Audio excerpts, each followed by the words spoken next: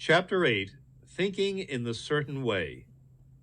Turn back to Chapter 6 and read again the story of the man who formed a mental image of his house, and you will get a fair idea of the initial step toward getting rich. You must form a clear and definite mental picture of what you want. You cannot transmit an idea unless you have it yourself.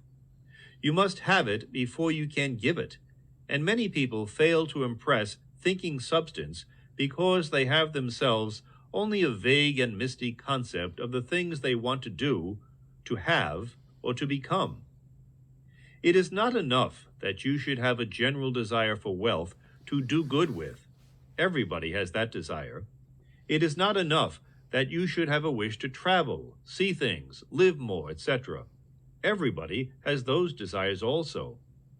If you were going to send a wireless message to a friend, you would not send the letters of the alphabet in their order and let him construct the message for himself. Nor would you take words at random from the dictionary. You would send a coherent sentence, one which meant something. When you try to impress your wants upon substance, remember that it must be done by a coherent statement. You must know what you want and be definite. You can never get rich or start the creative power into action by sending out unformed longings and vague desires. Go over your desires just as the man I have described went over his house. See just what you want and get a clear mental picture of it as you wish it to look when you get it.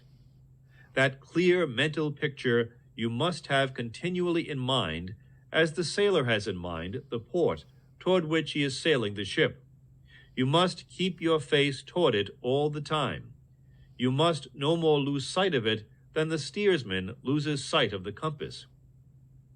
It is not necessary to take exercises in concentration, nor to set apart special times for prayer and affirmation, nor to go into the silence, nor to do occult stunts of any kind.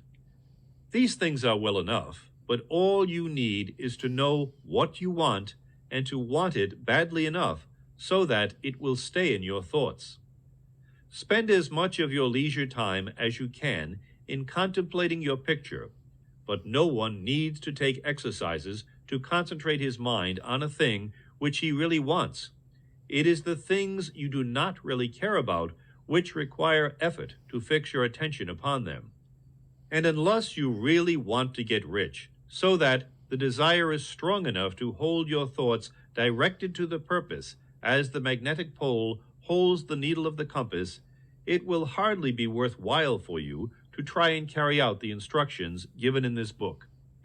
The methods herein set forth are for people whose desire for riches is strong enough to overcome mental laziness and the love of ease and make them work.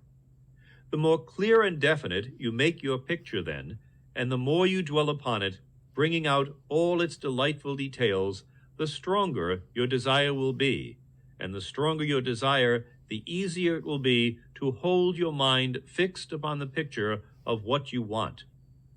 Something more is necessary, however, than merely to see the picture clearly. If that is all you do, you are only a dreamer, and you will have little or no power for accomplishment.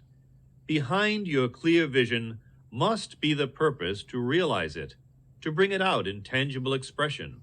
And behind this purpose must be an invincible and unwavering faith that the thing is already yours, that it is at hand, and you have only to take possession of it. Live in the new house mentally until it takes form around you physically. In the mental realm, enter at once into full enjoyment of the things you want. Whatsoever things ye ask for when ye pray, believe that ye receive them, and ye shall have them, said Jesus. See the things you want as if they were actually around you all the time. See yourself as owning and using them. Make use of them in imagination just as you will use them when they are your tangible possessions. Dwell upon your mental picture until it is clear and distinct, and then take the mental attitude of ownership toward everything in that picture.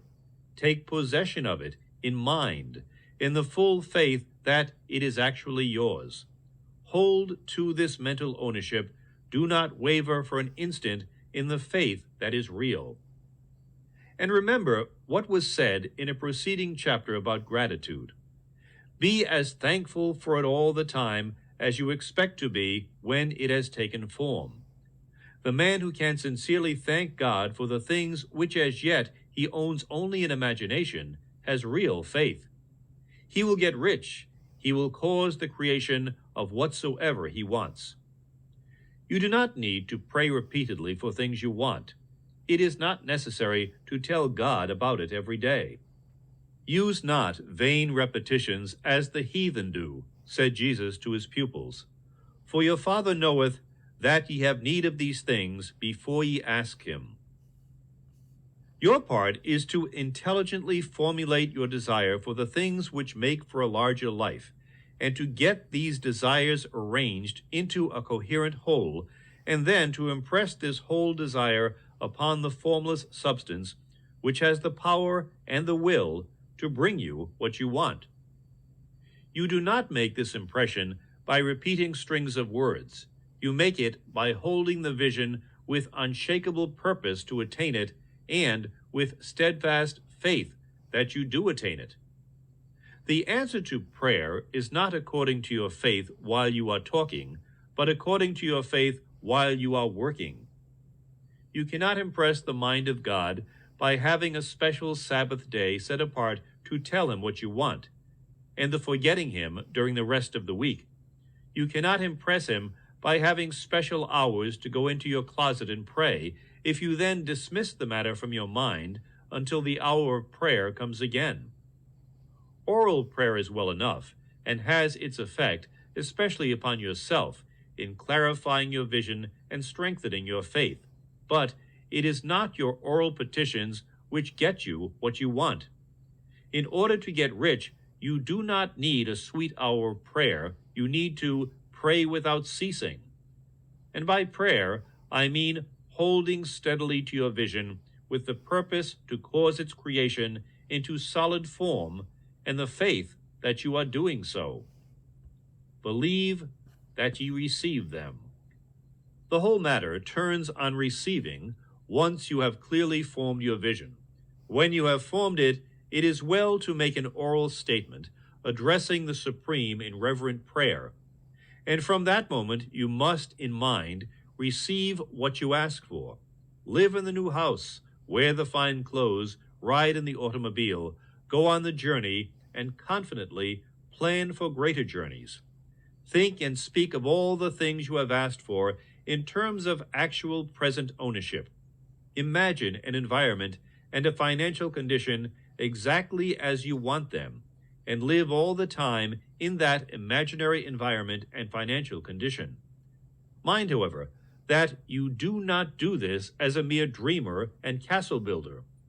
Hold to the faith that the imaginary is being realized, and to the purpose to realize it. Remember that it is faith and purpose in the use of the imagination which make the difference between the scientist and the dreamer. And having learned this fact, it is here that you must learn the proper use of the will.